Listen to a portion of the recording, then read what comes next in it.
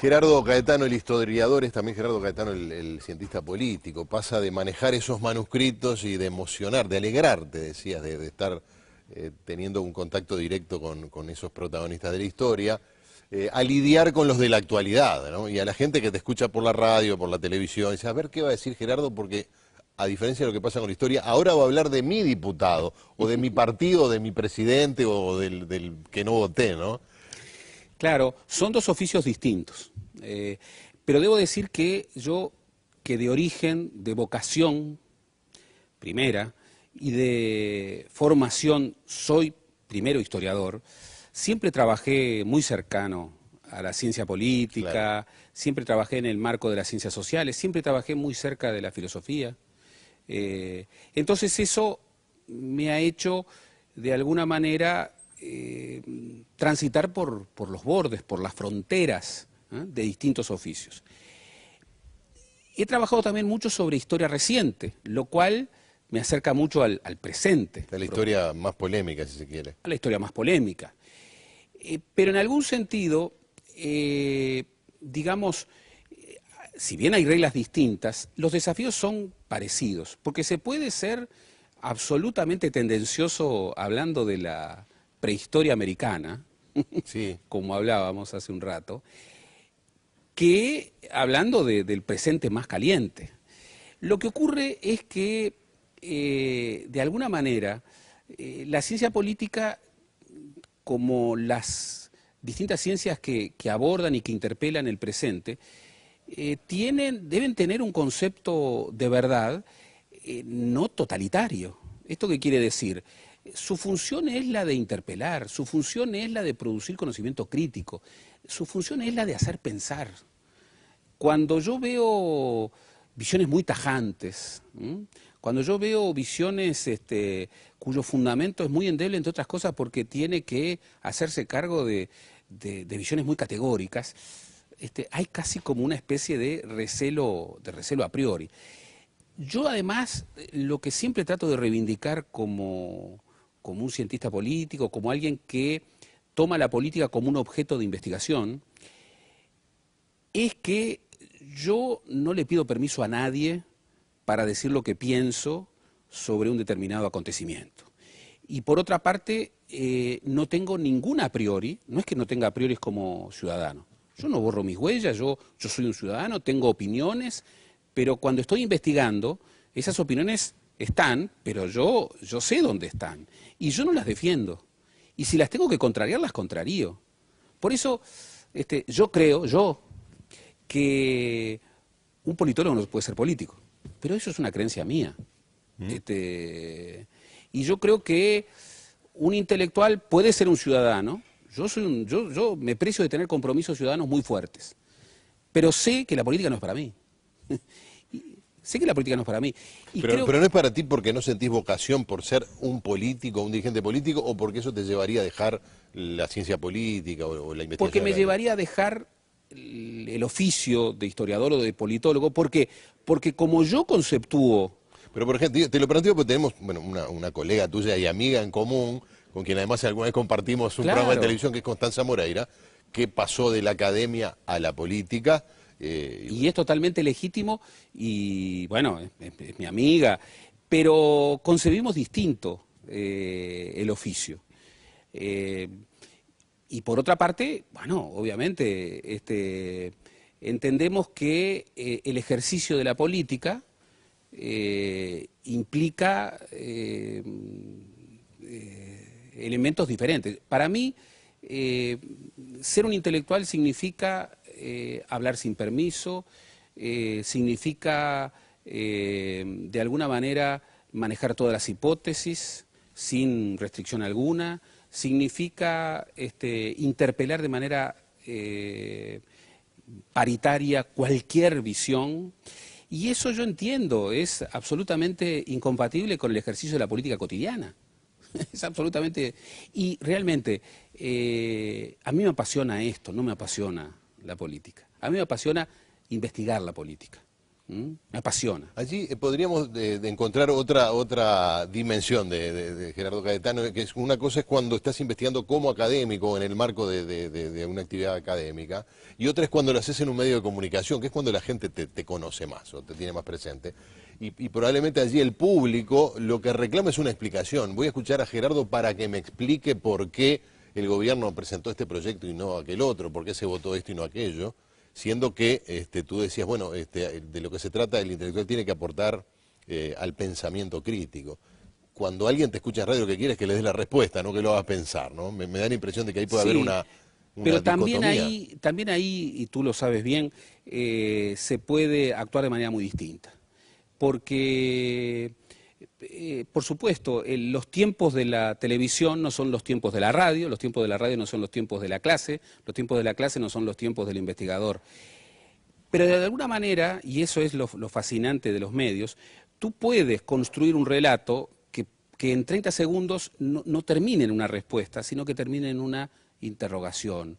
Tú puedes aportar más que la respuesta que es tan demandada, bueno, una perspectiva que ayude a pensar. Ese es mi objetivo. No es fácil para los intelectuales entrar en este escenario de los medios. Yo recuerdo que cuando empecé... No solo que no es fácil, sino que también hay en muchos una buena dosis de prejuicio, ¿no? Mucho prejuicio. Que incluso te pueden cuestionar, pero no te estás exponiendo mucho, no estás renunciando por supuesto, al rigor académico. Por supuesto, para muchos hablar de estos temas en los medios es abaratar los temas. Incluso hay muchos que dicen, ojo, porque tu defensa del rigor académico puede resentirse con tu aparición en los medios. Y yo descreo radicalmente de eso, lo cual no quiere decir que tenga vocación mediática, esa vocación sí, claro. que es la sobreexposición. No, uno administra su exposición, no va a cualquier programa, no acepta cualquier tipo de vínculo mediático. No, yo hay programas a los que no iría nunca, porque creo que ahí lo que yo busco no se puede lograr. Pero mientras se pueda lograr, ¿cómo voy a renunciar en la sociedad mediática a todo lo que permite los medios de comunicación? ¿Cómo puedo renunciar? ¿Cómo puedo decir que el medio abarata el contenido?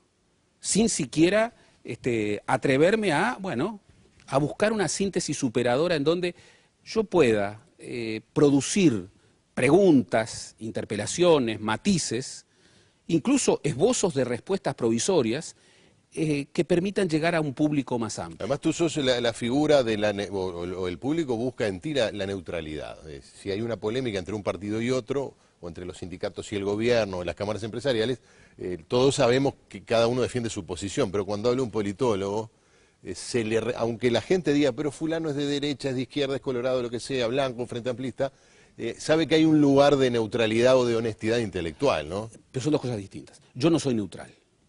Yo no soy neutral. Y no borro mis huellas. Y no... Neutral con los hechos, con el análisis de los hechos. No encubro mis opiniones. Yo no soy neutral ante el genocidio. No soy neutral ante el holocausto. No soy neutral ante la injusticia. No soy neutral ante el autoritarismo o ante opiniones liberticidas. Lo que sí soy honesto, o por lo menos busco serlo. Y entonces, la objetividad es honestidad intelectual. Yo pongo mis hipótesis, trato de fundamentarlas de la mejor manera, trato de interpelarlas con otras hipótesis que reconozco en su mejor versión y trato de aportar. Gerardo, pero vos sabés que acá hay mirá, hace un buen rato que te quiero hacer esta pregunta, a raíz de la utilización política de la historia, de las cosas que se dicen y no se dicen en una sociedad como la uruguaya. Hace unos días estuve acompañando a Diego Fischer presentando el libro de él en la Feria del Libro, ¿no? Sobre el que tupé, el duelo entre Valle y Beltrán, donde él no es una investigación histórica, es una investigación periodística, donde plantea la interrogante de si fue un duelo o un asesinato. No la resuelve en el libro, no queda explicado, pero bueno, esto ha generado una polémica bastante amplia y encendida, ¿no? De un hecho que ocurrió hace 90 años. Tú hace poco dijiste, siendo como sos un hombre de izquierda, te cuestionaste si Chávez lo era. Cosa que a mí realmente digo, como recién ahora alguien lo plantea. Es decir, como alguien todavía se lo cuestiona, ¿verdad? Sin embargo, eso también despertó algún tipo de Pero ¿cómo nunca nadie lo discutió en el Uruguay, una cosa tan obvia como esa? ¿Cómo puede ser que 10 años después recién Caetano haga esa pregunta y la gente se sorprenda o se escandalice? Y aunque te parezca mentira, bueno, o no, como yo no busco votos y como lo que yo digo no representa a nadie sino a mí, yo digo lo que creo y trato de fundamentarlo, sin dogmatismo. Por supuesto de que eso no me hace muy popular en algunos ambientes. Y además, muchos, de alguna manera, preveían otra postura, porque acá es todo tan previsible. Fulano es así, va a opinar A y va a opinar B y no puede opinar C. Y a mí, si hay algo que realmente me aburre, es la previsibilidad. Yo trato de responder a las interpelaciones con fundamentos y con argumentos. Yo siempre he destacado que, bueno, hay muchas razones que me llevan a creer en la diferencia de la izquierda y la derecha, o las izquierdas y las derechas, sí, que prefiero, lo cual no inhibe que tengamos muchos espacios compartidos. Yo creo que la democracia y la no violencia son los grandes espacios de convivencia que nos acomunan a todos y en los cuales nosotros instalamos lo que creemos, pero yo nunca he rehuido decir que yo soy de izquierdas. Nunca he aceptado que se me afilie a una dimensión político-partidaria. ¿Por qué? Porque me parece que eso inhibe que yo pueda, repito, desde mi particular visión del oficio, interpelar al presente, a la política. Por eso yo te decía, no es que busque la neutralidad, lo que busco es la honestidad. Decía Álvaro Uchaín en su columna de Montevideo.com, yo no soy de izquierda ni derecha, sino todo lo contrario. Bueno. Vamos a conversar sobre algunos de estos tópicos, no en los estrictamente políticos, pues esto no es un programa político y me parece que sería desperdiciar tu visita, pero sí para hablar sobre, bueno, el ambiente intelectual del Uruguay, cuánto pesa lo político, las filiaciones o la falta de un menú de ideas un poquito más amplio, como hay en cualquier otra, o prácticamente en cualquier otro país del mundo. Uno ve que los intelectuales, los académicos producen materiales desde perspectivas mucho más amplias desde todo punto de vista, incluso las ideológicas, de lo que se produce en Uruguay, y que esto termina haciendo o generando la sensación de que vivimos en un país intelectualmente opresivo. Vamos a hacer una pausa y seguimos dialogando con Gerardo Caetano.